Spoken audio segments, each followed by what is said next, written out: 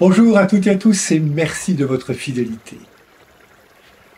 Jésus est de retour à Capharnaüm, dans la maison de Simon. Et là, ils sont nombreux, celles et ceux qui écoutent la prédication de Jésus. Tout se déroule normalement quand un événement vient perturber ce qui se passe à l'intérieur de cette maison. Ce qui se vit à l'extérieur s'invite à l'intérieur. Des hommes se démènent pour faire entrer un homme paralysé allongé sur un brancard. Regardons ces hommes qui portent le brancard.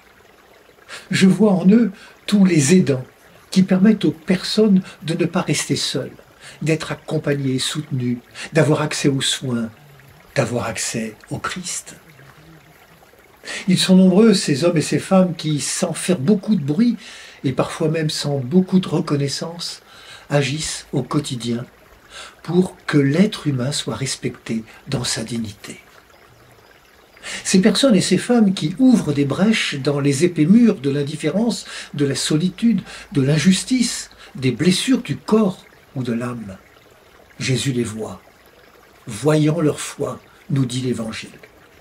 Jésus, pourtant occupé de toutes parts par la foule qui l'entoure, va parler à ces hommes portant le paralysé à bout de bras pour que lui aussi puisse être de la maison de Dieu. Ce jour-là, la vie du monde est entrée dans la maison et la parole du Seigneur est devenue concrète dans un pardon offert. Mon enfant, tes péchés sont pardonnés.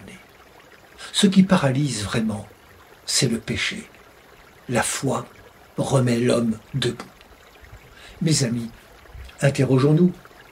La mission des disciples n'est-elle pas d'amener vers Jésus ces personnes que les fragilités et les blessures laissent trop souvent à la porte? Notre mission de baptiser n'est-elle pas d'oser, avec foi et audace, de franchir les frontières qui isolent et enferment? Quels sont les murs et les toits d'aujourd'hui qu'il faut oser franchir pour que tous nous ayons part à la vie nouvelle à laquelle Jésus a voulu donner un visage? Bonne journée à toutes et à tous, prenez bien soin de vous et des autres.